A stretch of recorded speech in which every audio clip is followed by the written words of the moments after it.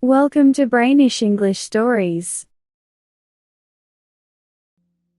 Life is not much fun if you work as a typist in an office and you earn so little that you can't even buy yourself a nice pair of shoes. A girl needs shoes. A girl needs a boyfriend with a nice fast car and a nice fat wallet. So Mercy finds a boyfriend who suits her needs. The trouble is, her big sister, sensible, married Connie, won't like it at all.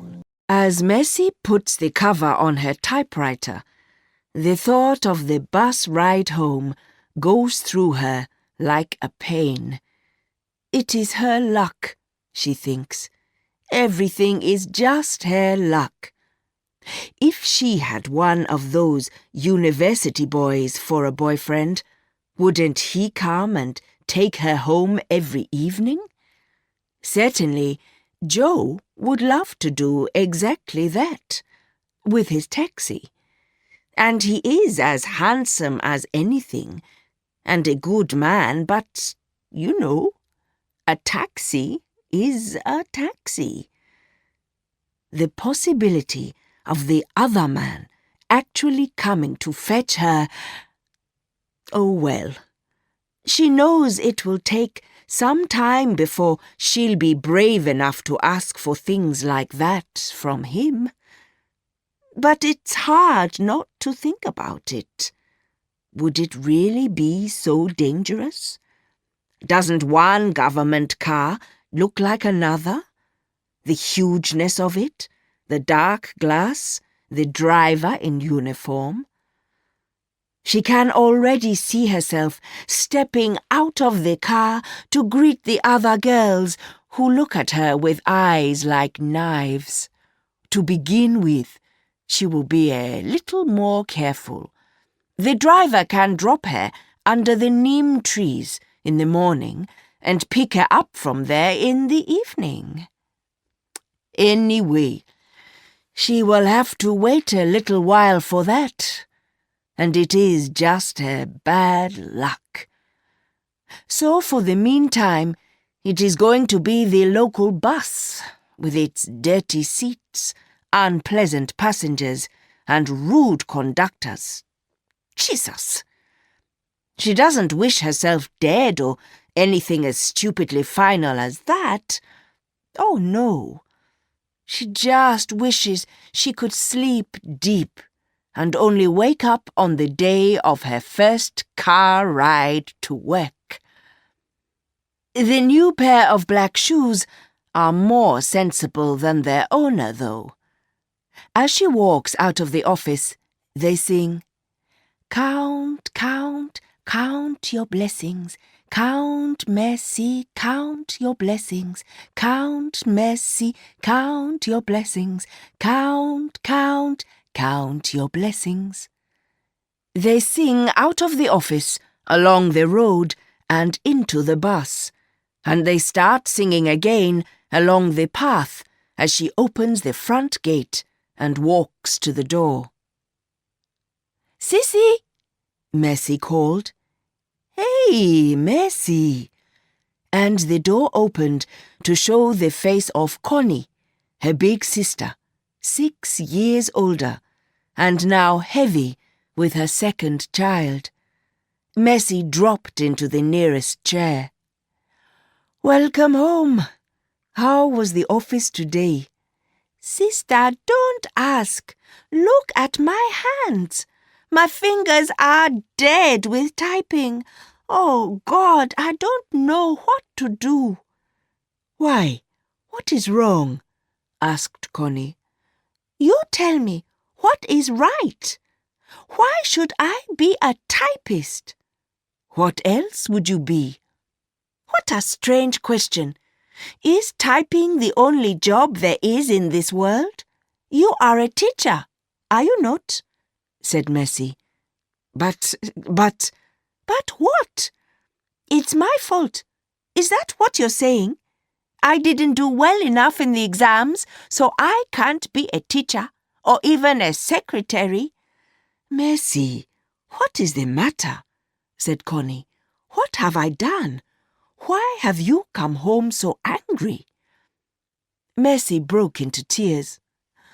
Oh, I'm sorry, Sissy. It's just that I am sick of everything. The office, living with you and your husband. I want a husband of my own. Children. I want... But you are young and beautiful. And marriage, well, it's you who are delaying it. Look at all these people who are running after you, said Connie. Sissy, I don't like what you are doing, so stop it. Okay. And there was a silence. Which of them could I marry? Said Mercy. Joe is, fine, but I just don't like him. Little sister, you and I can be truthful with one another. I am not that old or wise, but I can advise you a little. Joe drives someone else's car now. Well, you never know. Lots of taxi drivers own their taxis in the end. Sometimes more than one. Of course, but what a pity that you are married already. Or I could make a date for you with Joe. And they both burst out laughing. It was when Mercy got up to go to the bedroom that Connie noticed the new shoes. Hey, those are beautiful shoes. Are they new?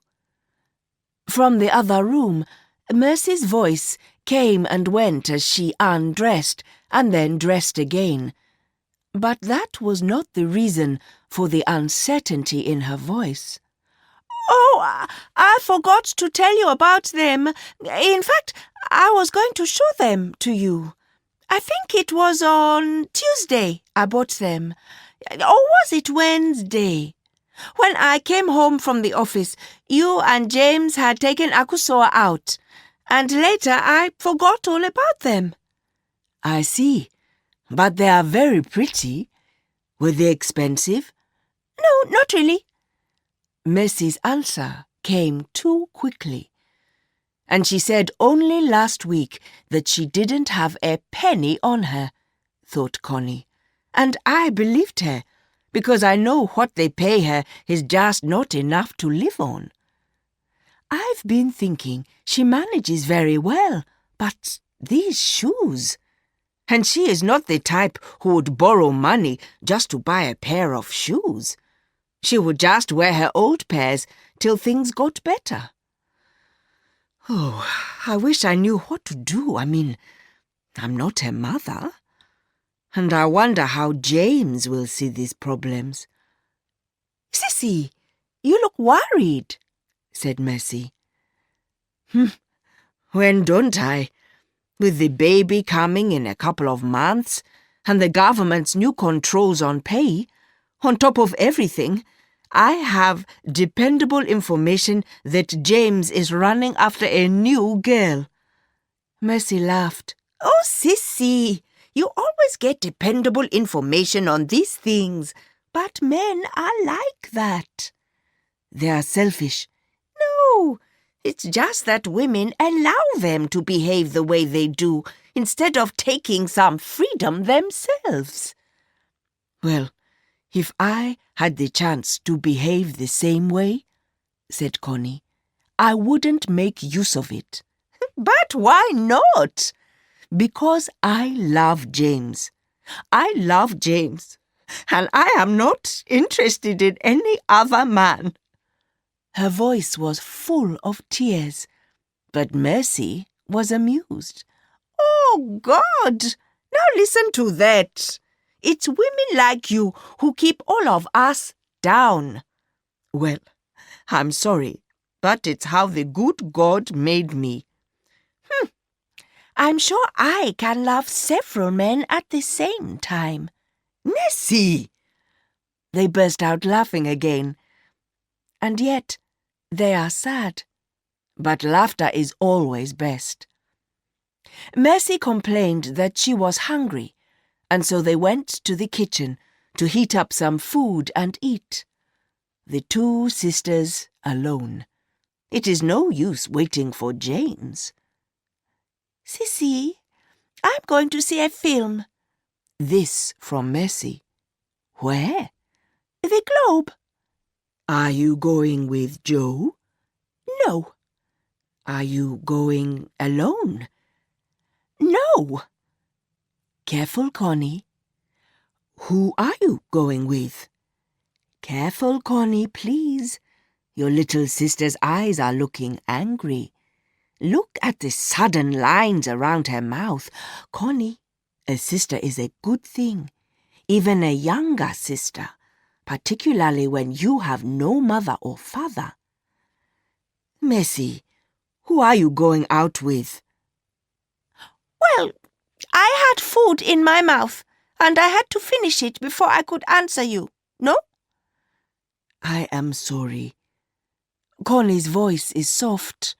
And anyway, do I have to tell you everything? Oh, no. It's just that I didn't think it was a question I was not allowed to ask. There was more silence. Connie cleared her throat and waited, afraid. I am going out with Mensa Arthur, Mercy said. As Connie asked the next question, she wondered if the words were leaving her lips. Mensa Arthur? Yes. Which one? How many do you know? Something jumped in Connie's chest, and she wondered what it was. Perhaps it was the baby. Do you mean that politician? She said. Yes. But Mercy. Little sister only sits and chews her food. But Mercy. Chew, chew, chew. But Mercy. What? Said Mercy. He is so old. Chew, chew, chew. Perhaps that really doesn't matter, does it? But they say he has so many wives and girlfriends. Please, little sister, your private life is not my business, but you just said yourself that you wanted a man of your own. That man belongs to so many women already. That silence again.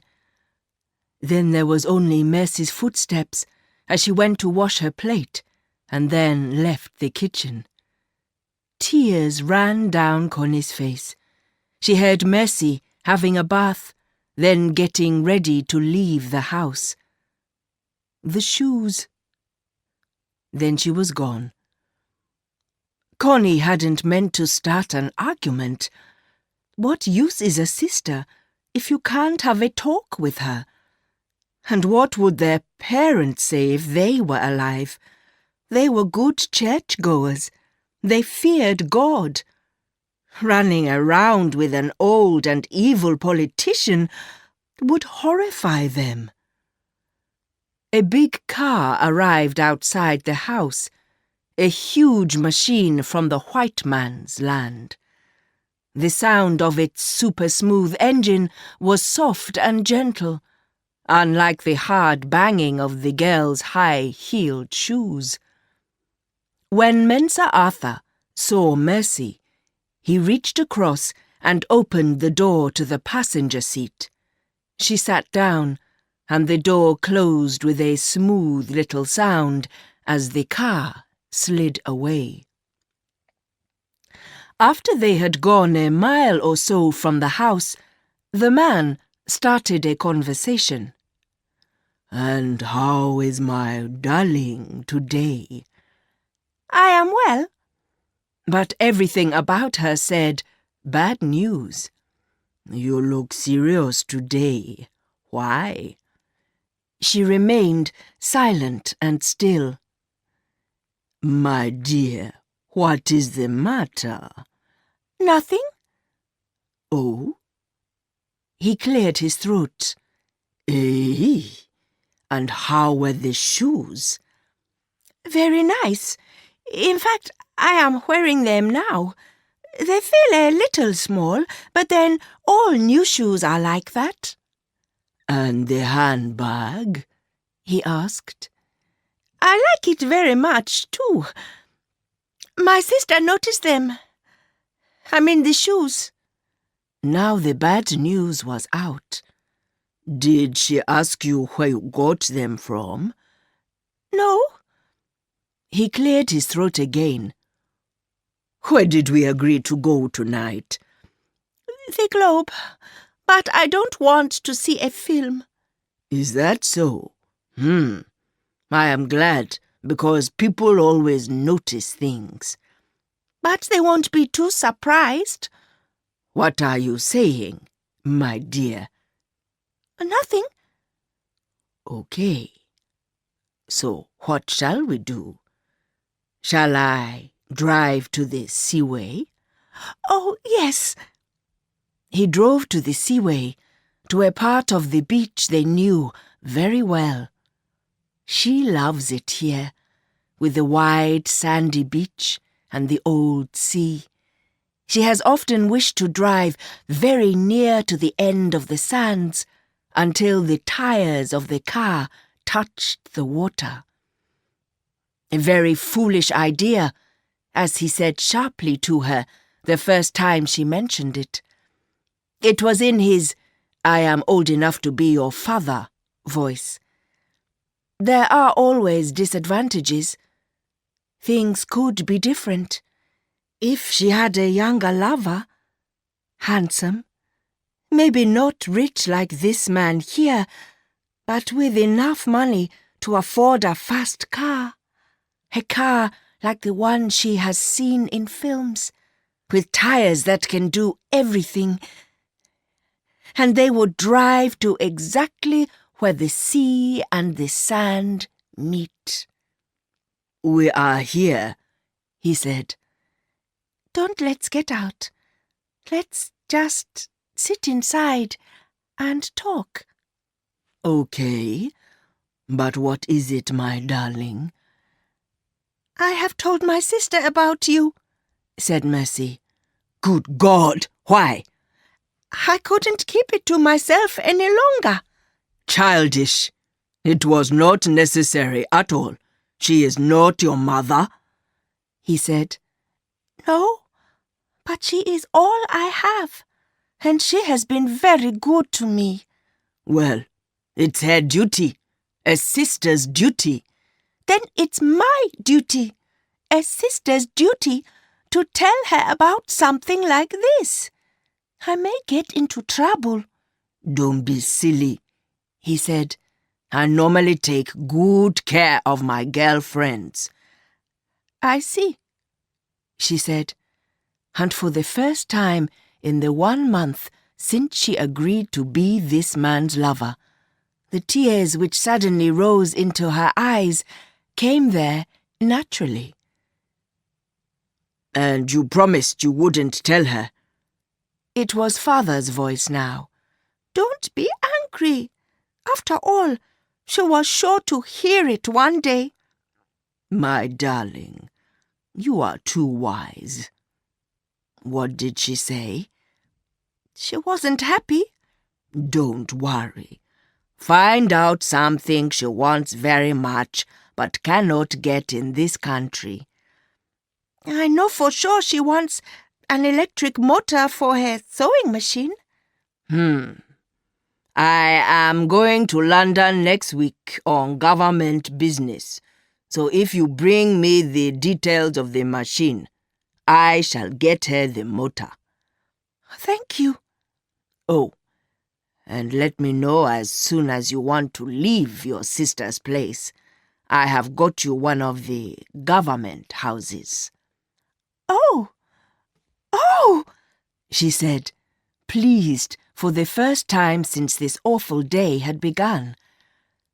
Down on the beach, the old sea slides up and down the sands. He takes no notice of humans. He has seen things happen along these beaches. Different things, the same things. He never does anything about them. Why should he? People are unimportant. Here is a 50-year-old big man who thinks he is somebody, and a 23-year-old child who chooses a silly way to fight life's problems. As they play with each other's bodies on the back seat of the car, the old sea shuts his eyes, bored. He moves further up the sands, but the car is parked safely away from the sea, and the rising water cannot reach its tires. James has come home late, but then he has been coming back late for the past few weeks. Connie is crying, and he knows it as soon as he enters the bedroom. He hates tears because, like many men, he knows they are one of the strongest weapons that women have. James? Oh, are you still awake? He quickly sits beside her. Connie, what's the matter? You've been crying again? James, where were you? Connie, I have warned you about this. I won't let you question me like a prisoner every time I am a little late. She sat up. A little late? It is nearly 2 o'clock. Anyway, you won't believe me if I tell you the truth. She lies down again and turns her face to the wall, and James throws himself down beside her. James, there is something much more serious. You have heard about my newest affair? Yes, but that is not what I am talking about. Jesus, is it possible that there is anything more important than that? And as they laugh, they know that something has happened. One of those things which, with luck, will keep them together for some time to come.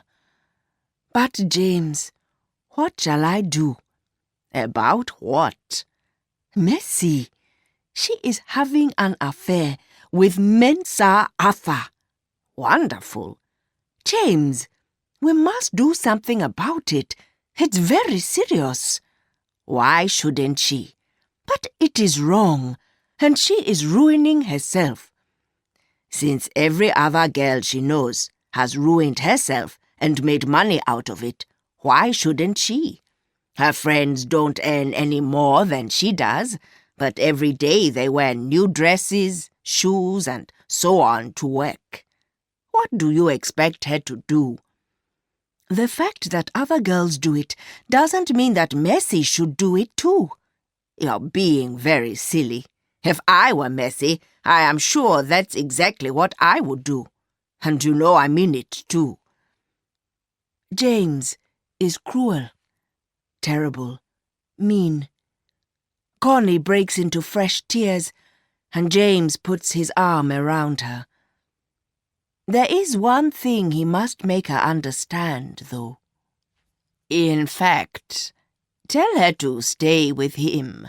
He may be able to speak to someone in your government office, so that after the baby is born, you can keep your job there. James, you want me to use my sister? She is using herself, remember? James, you are terrible. And maybe he would even agree to get us a new car from abroad. I shall pay for everything, but that would be better than that old car I was thinking about. Think of that. You will ride in it alone. Well, that was a few months before the coup. Mensa Arthur did go to London and bought something for all his wives and girlfriends. He even remembered the motor for Connie's machine. When Mercy took it to her, she was quite confused. She had wanted this thing for a long time, and yet one side of her said that accepting it was wrong. She could not discuss the whole business with Mercy, and James always took Mercy's side. She took the motor with thanks. The price she paid was her silence about Mercy. In a short while, Mercy left the house to go and live in the government house that Mensa Arthur had managed to get for her. Then, a couple of weeks later, the coup. Mercy left her new place before anybody could throw her out. James never got his car. Connie's new baby was born. Of the three, Connie was happiest with these changes. In her eyes, Mensa Arthur and everything that went with him meant trouble for her sister, and for her own feelings too. Now, things could return to normal. Mercy would move back to the house, perhaps find a man who was more ordinary, let's say. Then she would get married, and these terrible times would be forgotten. God is good. He brought the coup before her sister's affair became widely known and ruined her name. The arrival of the new baby has ended all the difficulties between James and Connie. He is that kind of man, and she that kind of woman. Mercy has not been seen for many days. Connie is beginning to get worried. James heard the baby's loud cries the moment he opened the front gate. He ran in, holding the few things he had bought on his way home. "We are in here," called Connie.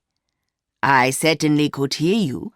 If there is anything people in this country have, it is a big mouth."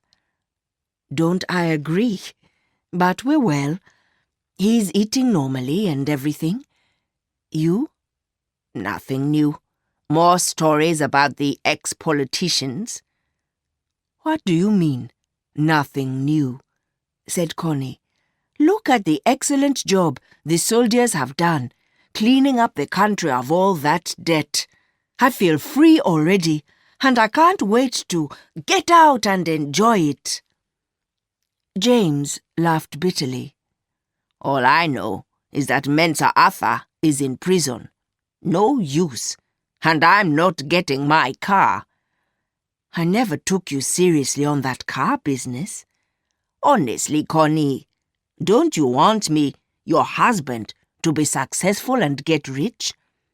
"Not out of my sister's ruin." "Ruin, ruin, ruin, Christ!"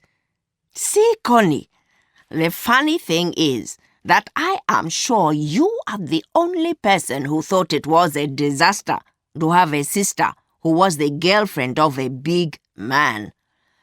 "Okay, now all is over, and don't let's argue about it." "Was it you who arranged the coup, I wonder? Just because of your sister? It wouldn't surprise me." And Connie wondered why he said that with so much bitterness. She wondered if...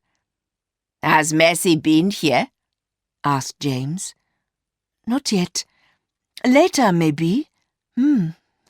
I had hoped she would move back here and start all over again."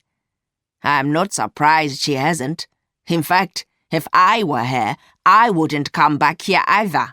Not to listen to endless good advice from Big Sister. No, thank you." Mercy is my only sister. I can't sit and see her life going wrong without feeling it. I'm grateful that something put a stop to that. What worries me now is that she won't tell me where she's living. She talks about a girlfriend, but I'm not sure that I know her. If I were you, I would stop worrying, because it seems Mercy can take care of herself quite well. said James. Then there was the sound of a car stopping outside the house. Ah, but the footsteps were unmistakably Messie's. Are those shoes the old pair, which were new a couple of months ago? Or are they the newest pair? And here she is herself, the pretty one, a happy, smiling Messie. "Hello, hello, my people." And she goes straight to the baby. "Dow daddy day, how's my dear young man today? Grow up fast and come to take care of Auntie Messie." Both Connie and James cannot take their eyes off her. Connie says, "He says to Auntie Messie, he is fine." Still they watch her, horrified and wondering what it's all about, because they both know it is about something. "Listen, people, I brought a friend to meet you, a man." "Where is he?" from James. "Bring him in," from Connie. "You know, Sissy, you are a new mother. I thought I'd come and ask you if it's all right." "Of course," say James and Connie, and for some reason they are both afraid of what is coming. "He is Captain Ashley." "Which one?" "How many do you know?" James still thinks it is impossible. "And do you mean the army officer who has just been given the job of... "Yes." "Wasn't there a picture in the Crystal over the weekend of his daughter's wedding, and another one of him with his wife and children and grandchildren?" said James.